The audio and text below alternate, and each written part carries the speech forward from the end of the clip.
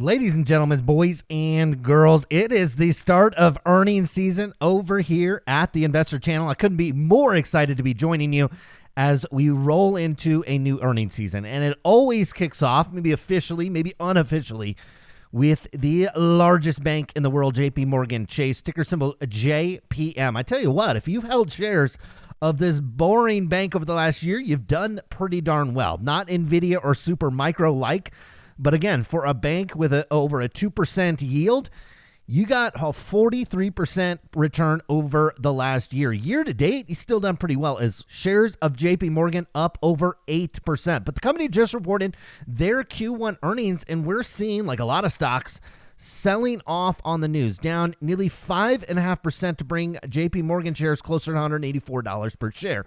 On today's video, we're going to go through the Q1 numbers. We'll take a look at everything going on at JP Morgan, the revenue, the profits, asset under management. We got to talk about Jamie Dimon, probably the most quotable and quote-worthy people in the financial world, maybe even Wall Street in general. Talk about some of the things that he's talked about. Talk about some of the metrics that we're monitoring here, things that haven't been a problem more recently. Credit card delinquencies, people paying their bills when you had government stimulus, PPP loans, unemployment, all this type of thing. Even with employment rate being relatively low, we are seeing credit card delinquency hit a high. So we'll talk about that. We'll talk about some of the key metrics, big metrics over at JP Morgan. We'll also take a look at the different business units as we look at corporate wide, but we got to look at kind of the consumer. And that's the great thing about JP Morgan, right? We're going to get a look today into the consumer. We're also going to look into the corporate and investment banking side. We'll take a look at companies as well, get a view on how they're doing. And then we got to look at this technically as well. I mean, you got to look at this technically because this has been following a pretty predictable pattern over the past, we'll call it 15 years. And we made a reversal more recently at a very key level for JP Morgan. And I tell you what, if you're not in the bank, you want to add shares, even if you want to trim some of your shares or your stake and take some profits, I'll show you that when we get to the technical segment. Now, like we said, shares year to date have done well. Over the last year have done particularly well. And in the banking sector, which has struggled, particularly you look at those regional banks, over the past 5 years, you're up 74% on JP Morgan. Now, the company reported their Q1 earnings, again, before the bell, more or less officially kicking off earnings season. Revenue was up 9.4% year over year. Revenue nearly $42 billion. That beat expectations on the revenue side. They'd also beat expectations on the earnings side, but that's not the full story. Earlier this week, Jamie Dimon, not Jamie Morgan, but I mean, he's almost synonymous with this bank. Jamie Dimon says rate cuts could spike as high as 8%. I'm assuming he means maybe either the 5-year or the 10-year. As you go out there and you try to get a mortgage, even with relatively strong credit, you're probably running into interest rates close to 8%. But maybe he's even talking about our savings rate. If you're looking at like an Apple savings or maybe some of these high yield checking accounts, you're getting 4.5, maybe 5% these days. Certainly a money market fund, you might be getting close to 5%. Well, Jamie Dimon's saying maybe we get up to 8. So instead of cutting interest rates anytime soon, looks like Jamie Dimon is indicating that the Federal Reserve might have to continue to raise rate. Now, we got some macroeconomic data this week. Won't necessarily have to get into that on today's show, but we got some macro data that at least in the shorter term is saying the Federal Reserve is not going to lower interest rates. I don't know if they're going to push them up to 8. That certainly is something that remains to be seen. But I tell you what, Jamie Dimon with interest rates at 4 or 5% as we go through these financials and these earnings, it's certainly not bad for his business. But what is bad for his business, if you take out a credit card, one of those beautiful Chase Freedom cards, and you stop paying your bills, well, that certainly affects things. And credit card delinquencies in Q4 of last year, all important holiday season, right? And this comes in a time, right, where unemployment is still really low. People have jobs. People are able in general, okay, not everybody, but in general, people are able to find work if they need it. But credit card delinquencies reached their highest level on record since the Federal Reserve Bank of Philadelphia started tracking this data all the way back in Q3 of 2012. So we're talking about in 12 years, we have the highest credit card delinquencies in Q4. And if you're looking at more up-to-date data, it's painting a relatively similar story. Credit card delinquencies are certainly back to pre-pandemic levels, and in some cases have started to exceed it. We're also seeing some of that when you dive into kind of the firm-wide metrics over at JP Morgan. You're seeing average loans up 16%, balanced off by average deposits up only 2%. So people are putting money into the bank at a rate of about 2%, but average loans are pulling out at a faster rate. You look at the consumer business, average deposits are actually down 3%. And if you exclude First Republic, which we won't get into necessarily, but JP Morgan got a sweetheart deal on the First Republic Bank. And so that's one of the benefits of owning JP Morgan is when one of these distressed assets come up to market, regulators and the industry just tends to let JP Morgan be the highest bidder, and they got a great deal there. We talked about that, I think, more on our last video, but you see here, average deposits down 3%. If you exclude First Republic, they're actually down 7%. So people are driving up the balance on their credit cards. And in some cases, people are just stop paying or they're late on their payments. And you look at average loans are up 27%. Guys, this is not something to be overly alarmed at the current situation. But if this trend continues, that is certainly something to keep an eye on. If you look at the corporate or the business side, average loans are up 17%, deposits relatively flat. We'll see if that trend continues. Corporate-wide, the entire company of JP Morgan, again, we talked about how they had $42 billion worth of revenue. That was up almost 9.5%, not only year over year on a quarterly basis, but also quarter over quarter. You're up 9% on that revenue. So it was really strong from a revenue perspective. Obviously, where interest rates, we've kind of rolled over on almost a whole year of, we'll call it quote unquote high or higher interest rates, certainly beneficial for a company like this. And also you've got these average loans starting to tick up at these higher interest rates, not 3.5% mortgages, but 7% mortgages. Well, it makes up for maybe some of the lower volume that they might see because they're collecting more and more interest. Net income came in at $13.4 billion, very favorable, up 44% over the previous quarter and up about 6% from the previous year. The all-important provision for credit losses. This is money that every bank, including JP Morgan, sets aside for these credit card delinquencies, for the home loans, for your car loan. You just stop paying on your car. Well, they set aside this money in advance of that. What I did notice is a little bit of softening in the money that they did set aside. It is down year over year and quarter over quarter as well. Could have been that JP Morgan was slightly more aggressive in these quarters, preparing for the first quarter.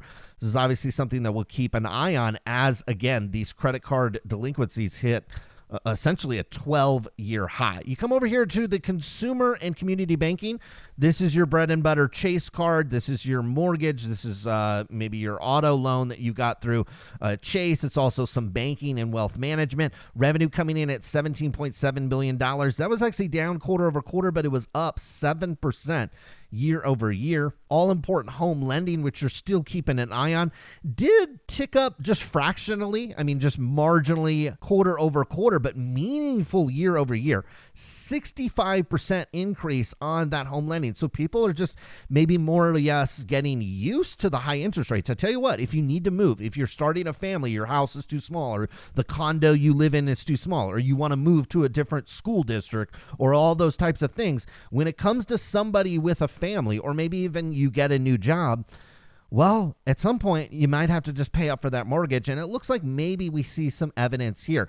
Card services also up year over year, but just fractionally flat. Provision for credit losses on the consumer side, about $1.9 billion, almost flat. I guess that's down 13%, but it's more or less flat from a rounding perspective. But it is up 36% over the last year. So we're seeing, I think, a little stress on that consumer side, and it's reflected by those provision or credit losses and those credit card delinquencies ticking up as well. Corporate and investment bank, this is, your corporates, huge revenue jump over the last quarter, 24%, but year over year, you're relatively flat. Provision for credit losses, more or less negligible, as corporates still have plenty of cash as they drew on those credit lines. They raised money via equity, and you don't see actually a lot of distress out there in the corporate side, and they continue to hire as the unemployment rate basically reflects that. You got your commercial banking as well. Net revenue coming in at about $4 billion. That was roughly flat quarter over quarter, but it was up about 13% year over year. Provision for credit losses, when you see parentheses on provision for credit losses, that's actually a credit. So this actually flows down into net income. And that's one of the reasons why you see your net revenue. It was actually down quarter over quarter, but look at your net income or your profit went from 1.7 to 1.9, mainly because the provision for credit losses in the fourth quarter was $366 million. So that took away from your profit. This quarter, you didn't have to set aside money. In fact, you released $31 million into the system, so that improved your net income. Very similar story to the year-over-year perspective, although you did grow your revenue by about 13%. So that contributed to higher profits. Again, this is on the commercial banking side. Now, probably the most important thing and maybe the most impressive thing as it relates to JP Morgan is we've been stuck in a technical pattern. And really, I mean, you can go back obviously a long ways on JP Morgan. They've been a public company for a really long time, but the banking sector, particularly if you're a young person, if you're somebody that you're in your 20s, you don't really remember 2008, 2009. You might have studied it in economics class. You might have some general understanding. You might even have a better understanding of me if you really studied that time frame. But just broadly, that is when the banking sector changed. You had new regulation that get ushered in. You also had a consolidation in the banking industry. So at one time, you could drive around and see 9, 10 different banks in your city. Now you drive around and you see Bank of America, you see JP Morgan, you might see Citi, you'll see Wells Fargo. Maybe there's a community bank or two, depending on where you live. I'm out here in California, and man, you had a shrinking of the banking sector. And so you've had a lot of things change since 08, 09. That's why I like this technical pattern. And I tell you what, you are at the top of the technical pattern. Anytime JP Morgan has gotten to the top of this 14, 15-year technical pattern, it has actually been not the worst time to maybe take a little profits. And you did see more recently, JP Morgan petered out at this level, and we put up a big, gigantic red candle. I'm on a weekly view. Even if you put this on a daily view, man, we gapped and skipped down. It looks like to me, if you wanted to take profits on JP Morgan, still not too late, but this is the area where I'm thinking is a good idea. Further pullbacks are likely expected when you make this decisive move on the weekly chart. It was a big red candle. When you gap and you kind of crap, as JP Morgan did more recently, I think you got pullbacks down in JP Morgan.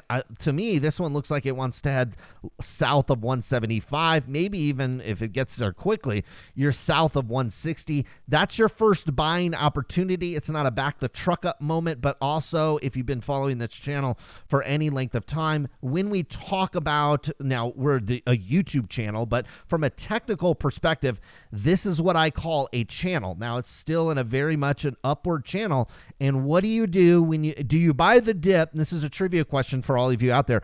Do you buy the dip in a downward channel? The answer to that is no. You want to buy the dip in stocks that are still in this upward channel. That is when you buy the dip. Buying the dip on a stock that is down, then you have a portfolio of Rivian, Lucid, Tesla, PayPal, and any number of other stocks out there that have just really been in downtrends for a long period of time. For 14 years, JP Morgan has been in an uptrend. We have to assume that continues until we really break trend, which would have to take you well south of $100 on these shares. So they'd have to decline over 50% for this trend to actually be broken. So the first area where I like to, quote, buy the dip on these stocks, again, that are in a nice, beautiful upper channel, is right in the middle.